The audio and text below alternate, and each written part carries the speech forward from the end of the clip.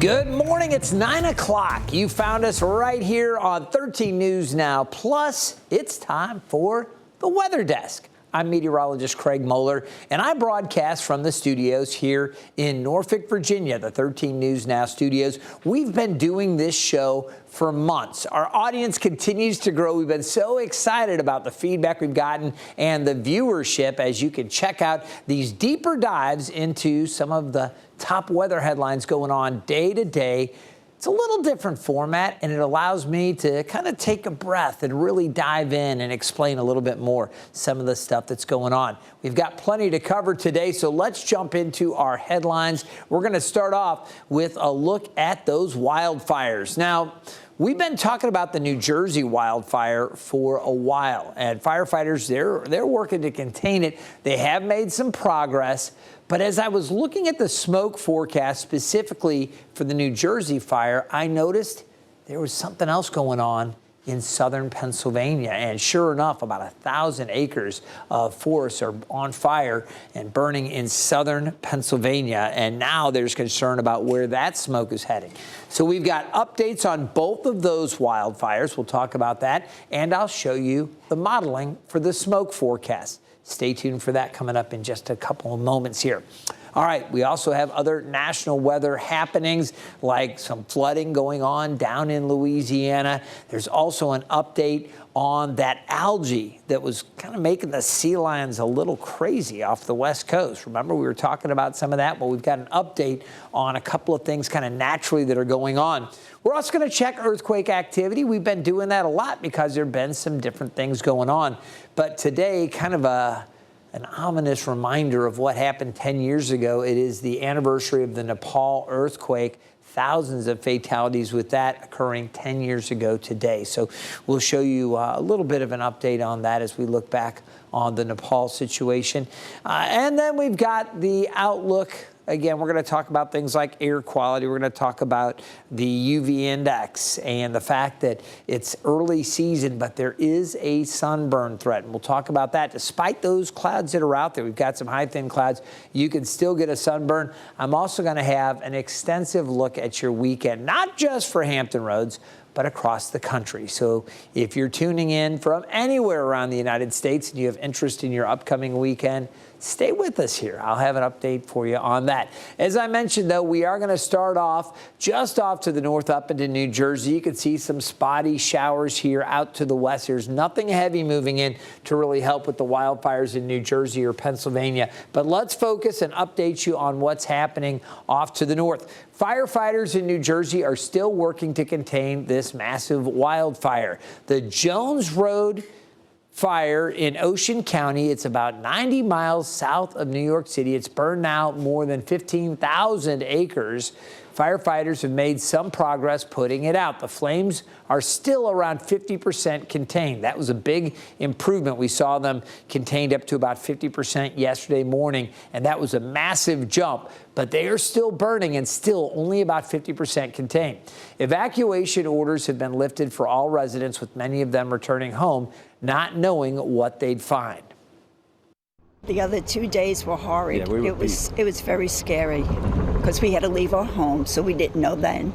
And then we went over to my son's house, and but it's still there. It was so in our minds, and then all night long we just, and all of a sudden we didn't sleep at all. We didn't sleep. I was laying on the couch at my son's house, and I got up about 3 o'clock in the morning, went to the bathroom, brushed my teeth, got dressed, and I came in here. As I turned that corner where that white truck is over there, I didn't know what I was going to see. And I kind of like broke down a bit. That's when it affected me. Now, this morning we have an update. We're also learning more about how that fire started. Here's ABC's Morgan Norwood. Authorities in southern New Jersey say the Jones Road fire that burned more than 23 square miles of pine forest was intentionally started by a teenager.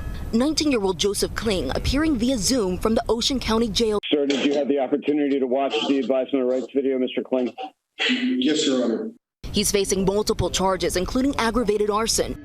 Fire investigators say Kling made a bonfire out of wooden pallets and left the scene while the fire was still burning. More than 3,000 people had to evacuate. The fire destroying this commercial building, James Herbst's family's business. It's completely gone. There's about $5 million in product inside. Lost everything. We're just yards away from where that warehouse burned and the ground's still smoldering. You can see the flames. It's hot spots like this that have firefighters working around the clock. And the towering clouds of smoke triggering air quality alerts in New York City for sensitive groups. People with breathing problems urged to take precautions. And the one thing this area needs now is rain, but with none expected until Saturday. The big concern tonight is that thousands more acres could burn in the meantime. Morgan Norwood, ABC News, Forked River, New Jersey. All right, so Morgan mentioned not a lot of rain in the forecast. I'll say this as well. As the next storm system approaches, we may see the winds picking up that way a little bit. So that's additional concern. Obviously, as you try to contain it, you want the winds to stay as light as possible, and then you want that rain to come in.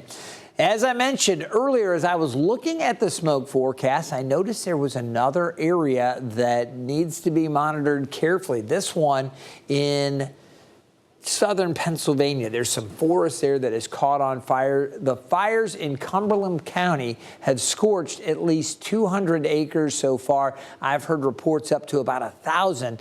So again, that fire continues to spread. That's about 45 minutes west of Hershey. Now, several roads have been closed and a handful of residents have been told to evacuate. All right, we're going to take a look at where the smoke is headed. And from these, you see the two areas that our smoke modeling is really picking up on. Right now, we've got winds coming up from the south and the southwest. That's why the smoke plumes are headed off to the north-northeast. Take a look at how things play out later this afternoon. Again, a lot more smoke anticipated around that Pennsylvania wildfire there in Cumberland County. The New Jersey wildfire, I get it out, there in Ocean County. That one is still producing some smoke, but it's not quite as bad because the firefighters have had more containment of that one. Now, as we go through the overnight and into tomorrow, south winds continue to push that smoke across north central Pennsylvania and back across the northeast part of New Jersey up towards New York City. Again, air quality a concern there into eastern New York State as well. As we continue Saturday and eventually into Saturday evening, you'll note the smoke kind of shifting around as the winds start to come in from the west-northwest. That's going to push some of that smoke back across Maryland and the northernmost part of the Chesapeake Bay. Also, we're going to continue to watch the New Jersey smoke there. It looks like with the rain coming in Saturday night into early Sunday off to the north, that might knock back some of the smoke a little bit. That would be a blessing. As you can see, it does carry it down towards southern Delaware and Maryland. So that smoke staying just north of the Hampton Roads viewing area and our 13 News Now local viewing area. But folks just off to the north from Maryland, parts of Delaware need to be mindful of that wind direction. And again, the New Jersey fire hopefully will continue to get contained as we go over the next couple of days. All right, we're going to head down to the south and down towards Louisiana. Take a look at the heavy rain here again, and this is the way things have been playing out. You can see what's going on here with the flooding. Louisiana has been dealing with the aftermath of intense downpours. And look at this. You can see washed out streets, submerged cars near Baton Rouge. A few dozen residents had to evacuate their neighborhood. Now, take a look here, and again, you can see around Baton Rouge as we went Thursday, here comes that heavy rain, and this was just a prolonged period of very heavy rain leading to the flooding that you just saw there. All right, we're going to turn our attention out to the West Coast, and you can see L.A. and San Diego pretty quiet right now, but they've been dealing with some other weird stuff along the California coast. More dolphins and other marine life have been turning up dead, the victims of a toxic algae bloom. Andrea Fujii explains how SeaWorld is stepping up its efforts to help. Experts are sounding the alarm over hundreds of marine animals dying on California's southern coast, poisoned by a toxic algae bloom. Yes, these levels are alarming. Researchers say they've recovered more than 50 dead or dying dolphins in Los Angeles County in the last week. 16 dead dolphins found in San Diego on Sunday alone. SeaWorld in San Diego now getting about 100 calls and emails per day for animal rescues. It's the worst we've ever seen here in Southern California. It's unprecedented. The toxic algae bloom produces an acid which can cause animals to become aggressive and suffer disorientation. It's 100% fatal in dolphins. Linda Cooper recently helped a sick sea lion. She was weeping, she seemed a little disoriented. She was foaming at the mouth. There were multiple reports this year of so-called demonic sea lions attacking people in California, although it's unclear if those animals were affected by the algae bloom. Experts say algae blooms are a natural phenomenon, but debris from wildfires and fertilizer runoff can make them more toxic. It can be fed and sort of put on steroids by the things that we're doing, like climate change, which causes warm surface waters, and acidification, and of course runoff are like steroids to these blooms. Call it climate change, call it whatever you feel comfortable calling it, as long as you believe and understand that it's happening. This is the fourth year in a row a toxic algae bloom has impacted marine life in Southern California, but experts call this year's the worst yet. Andrea Fujii, ABC News, New York. It's tough to see all of those sea animals hurting so much from that toxic algae. Right now, I want to show you, okay, we're going to take you from the satellite and radar images to earthquake reports. And there have been a lot of little quakes. This happens all the time across Southern California. But I thought I'd expand the view and show you a little bit of activity here in West Texas. Things have been pretty quiet for most of the central and eastern U.S., although it looks like there was a little quake up around the southeast part of Ohio. Again, this activity pretty typical across the United States. More activity up around Anchorage, up in Alaska and along the Aleutian Islands. You can see back there some activity, for the most part small, a couple of maybe small to moderate quakes there along that island chain. But again, this is all very typical. I want to show you what's happening over, again, just off the Asian coast here, not too far from Taiwan. A little quake earlier, just again, minor. But there was a really big quake that took place 10 years ago in Nepal, and this is, again, a difficult anniversary. It was 10 years ago that this earthquake shook this Himalayan nation. The 7.8 magnitude quake claimed nearly 9,000 lives. That includes 22 people who were climbing Mount Everest. After the earthquake triggered an avalanche, just tremendous to think about that. All right, nearly 22,000 more people were injured across Nepal, India, China, and Bangladesh. That earthquake marked the beginning of an unlikely friendship for two girls who both lost a leg during the disaster. These two ladies were just 7 years old when they met in a hospital while recovering, and both were fitted for prosthetic legs. It took months of surgery and rehabilitation for the girls to start walking again and perform everyday tasks. But together they persevered and went on to attend the same boarding school, and they just finished their national high school exams and are looking forward to the future. So cool. All right. Well, back here in Hampton Roads, we have to talk about something else here, and that's protecting your skin when you're outside for longer periods of time.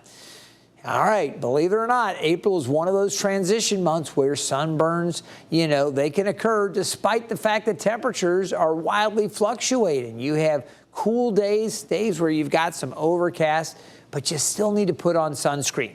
Meteorologist Evan Stewart explains. As spring blooms across the country, many folks are heading outdoors to enjoy the warmer weather and the longer days. And this April has been one of the warmest on record for Hampton Roads, but time outside can mean sunburn, and it's something you might not think about since it's still spring. But the April sun is stronger than most people realize. In fact, the angle of the sun this time of the month is about 65 degrees above the horizon, nearly identical to what we see in August. And that's when the summertime heat makes you think of applying sunscreen. Now, throughout the year, the sun's angle changes with the season. The sun reaches its highest angle at 77 degrees above the horizon on the summer solstice in June. This is the longest day of the year with the strongest and most direct sunlight, especially midday. Now, during the winter solstice in December, the sun reaches its lowest angle in the sky, just 31 degrees above the horizon. That results in the shortest day of the year and a lower sun angle that provides less warmth. All right, so again, it's not about the temperatures, it's about the sun angle and direct sunlight. And you take a look, here we are getting into late April, and we have a high UV index for Norfolk today. It's actually 7.7, so it only takes about 25 to 30 minutes before a sunburn will kick in. One of our producers, and I won't call her out on air here, but she was showing me, she said, Craig, I should have listened. She got some sun yesterday, got a little sunburn. She's very fair, but again, it can happen if you're outside without protection, even when you have cooler weather, as Evan was just explaining. All right, let's take a look at the weekend preview. Some folks may want to get out. We do have chances for scattered showers and a few storms tomorrow. I'll show you the futurecast and break all that down. I do expect there will be periods of dry weather as well. So we've got some good stuff to look forward to over the weekend. And I got to tell you, the back half of the weekend looks amazing. Cold front comes through Saturday night. That'll cool us down for Sunday. Sunday's high around 69 degrees. So mostly sunny, obviously cooler there on Sunday. And then more sunshine into early next week, but the temperatures will be going back up. As you can see with our weekend getaways, if you're headed to D.C., 80 on Saturday, 72 on Sunday, looking pretty good. Richmond, a little more cloud cover, and I think there'll be some showers up that way, maybe a few storms as well in the mix. 82 Saturday, 74 on Sunday. Charlottesville, 83 Saturday, headed to 74 on Sunday, and the Outer Banks, chances for showers and a few storms down that way Saturday. It'll be cooler with more sunshine on Sunday. You take a look at the European model here, and I thought we'd look ahead to the weekend. Some unsettled weather out to the west, and not that everybody's going to deal with widespread rain here, but there will be chances for rain in these areas as these shades of green kind of indicate where there's more deep moisture in the atmosphere. We're going to be pretty good here today and into the evening, but as we get into early Saturday, there might be a few showers off to the north. Later Saturday and Saturday evening as a front comes through, we'll see our chances for some scattered wet weather here, at least isolated to scattered. Back across the central U.S., parts of Arkansas, Oklahoma, Kansas, and Nebraska, some unsettled weather Saturday evening, and out west, rain develops across much of California. So a little unusual. You always think about dry and sunny conditions in California. It looks like it'll be a little wet for this Saturday. Now, looking ahead to Sunday, the front clears our area, winds shift around. I mentioned the winds blowing that smoke from southern parts of Pennsylvania, that Cumberland fire, back off to the southeast, and the New Jersey smoke kind of trailing off to the southeast with those wildfires. Here in Hampton Roads, our air quality is going to be fine. We're going to see mostly sunny skies. It looks good. Upper Midwest, still a little unsettled. Back across parts of Missouri and Arkansas, a little unsettled. Some snow back across the Sierras and back into Nevada. You can see some rain showers still, maybe lingering back towards San Francisco. At least a little more cloud cover. That's early Sunday. Through the day, some snow finds its way to the Wasatch Range and back over to the Uintas there, the Uinta Mountains. Really beautiful country back across Utah. I was blessed to live there back in the mid-70s, or mid-70s, mid-90s. And again, just love the time up there in the mountains. But they've got some snow on those higher elevations. You can see rain back across the Midwest. Again, Sunday afternoon, Kansas, Oklahoma, parts of Arkansas and southern Missouri. For the East Coast, things looking really good on Sunday and down through Florida. So things looking good down around the Gulf Coast as well. All right, let's talk some more about the wet weather and the temperatures. You can see Raleigh at 83, New York City 75, a little unsettled, Boston at 63. Hot in Orlando, 91. This is for Saturday, 85 in New Orleans. I mentioned the unsettled weather back across the central U.S. Saturday afternoon temperatures mid-60s in St. Louis, cooler in Chicago, Omaha and Nebraska. Nebraska there and back up towards Minneapolis, Minnesota, 64 degrees. Temperatures warmer down south. Houston, Dallas looking pretty good, but chances for maybe some wet weather late. As you look out towards L.A., I mentioned some wet weather there. San Francisco may luck out, but I think they'll also see chances for some wet weather. Seattle looks pretty good on Saturday. Into Sunday, you can see the conditions shaping up like this. 93 in Orlando, so even hotter there. Raleigh cooler, 76, 59 in New York, and 55 in Boston. New Orleans, really nice down around the Big Easy. For Dallas and Houston, mid-80s, 80 at Little Rock. I mentioned showers and storms there across Arkansas. Maybe some more wet weather up in Minneapolis. And for Salt Lake City, skies partly cloudy. Vegas looking okay, but still some scattered wet weather. Central and northern parts of Nevada into southeast Oregon and back across Idaho. Things improving along the west coast. Seattle looking good, 63 on Sunday. Here's what's going to happen across Hampton Roads. We have skies that are mainly clear this morning. You'll see a few fair weather clouds from time to time. Really, with our live sky views, we've mostly just seen a few contrails out there. It's been a really pleasant start to the day. I do want to talk about rain and the need for it again across the southwest U.S. This is the area that is under extreme to exceptional drought. Parts of Nevada not far from Vegas. You can see southern parts of Arizona, New Mexico, and then western and central Texas really in need of some wet weather. For the Hampton Roads area and the southeast U.S., we're now getting into that kind of third level or severe drought. So we could use some rain, especially down around the Albemarle Sound. We're in pretty good shape off to the north. It is abnormally dry south side and into northeast North Carolina. Now, the chances for rain remain low today. I don't expect we're going to see much at all, but there might be a stray shower down to the south. Saturday morning, a couple of showers passing by, but this is the focus, the more likely time for wet weather. I think even here it's going to be isolated to scattered late Saturday and Saturday evening. Our rain chances very low today. Again, going up for Saturday. It'll be sunny for Sunday, Monday, and Tuesday. Really nice days. Late Wednesday and late Thursday, there's a very low chance. I expect Wednesday to be pretty nice as well. But I'll mention, just in case something tries to pop up into the middle of next week. As far as the amounts of rainfall, again, not a tremendous amount, but you can see how this Futurecast, based on the graph model here, does project close to 1/3 of an inch Wakefield and Norfolk. Maybe a little bit more up in Newport News if we get a few heavier cells passing by. But areas a little farther north of those cells, not really seeing much. So this doesn't look like a tremendous amount of rain, but there is the potential to pick up maybe a couple tenths, and that's what most of the models are projecting for Norfolk as we look out over the next 48 hours. The NAM, one of our high-res models, about 2/10 of an inch. That's a global model. The GFS, about the same. Graph model, 1/3 of an inch. That's another high-res model. The Canadian and the Europeans both producing about 2/10 of an inch. Temperatures are going to be going back up. 80 today and tomorrow, cooler Sunday, and then we start to warm it back up.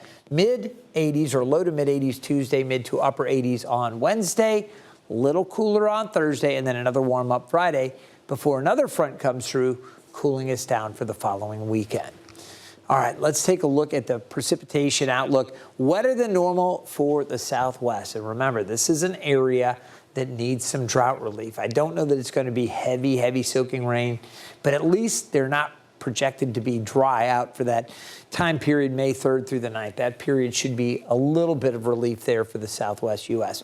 Also, a little bit of rain down around Florida. We may see slightly wetter than normal conditions here in the Mid-Atlantic. It looks like it will be drier than normal around the Great Lakes and the north central U.S. It's also going to be above normal with temperatures up that way. In fact, the East Coast should be above normal as well. The best chances for above normal temperatures, the north central and northwest U.S.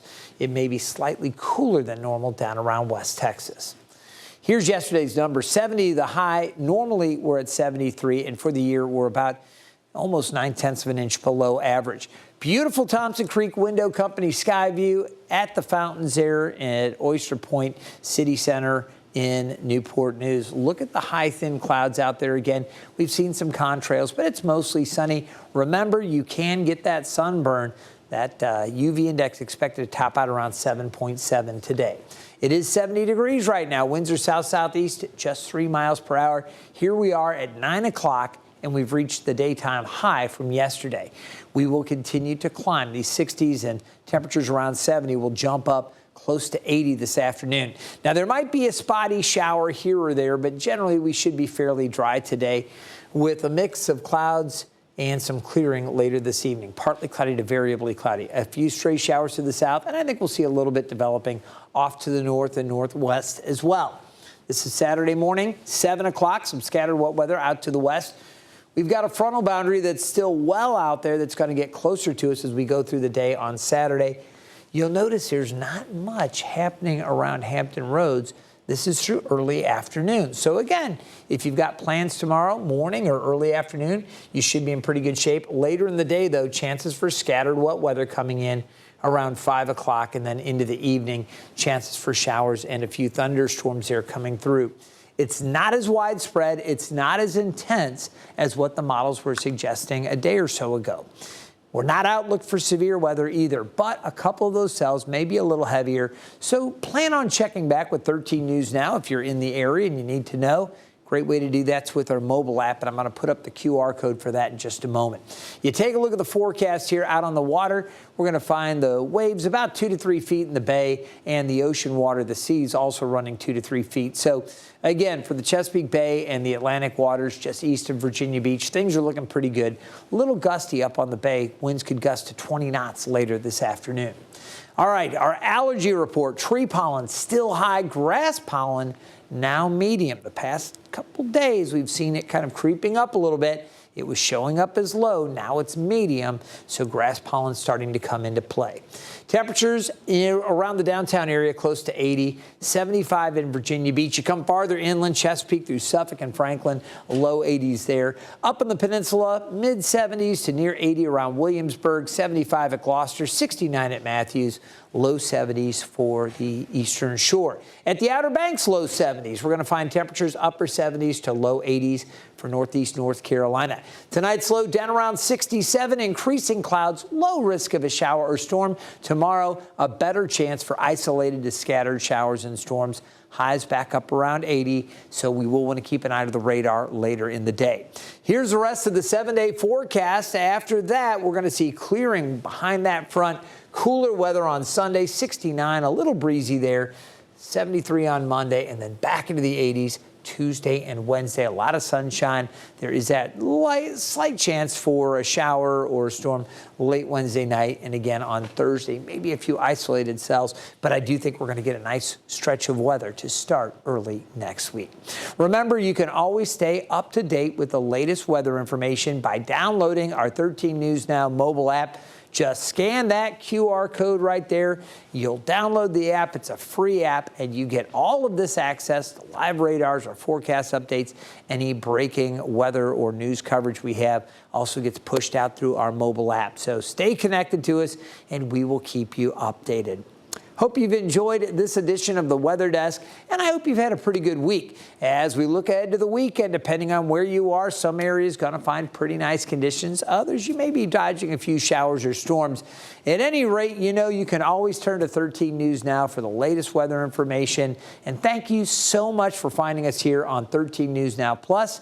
If you have some friends that may be interested in a show like this, where we spend a little more time getting into some of these weather topics, tell them about the Weather Desk. We do this every morning right here at 13 News Now Plus, Monday through Fridays at 9 o'clock.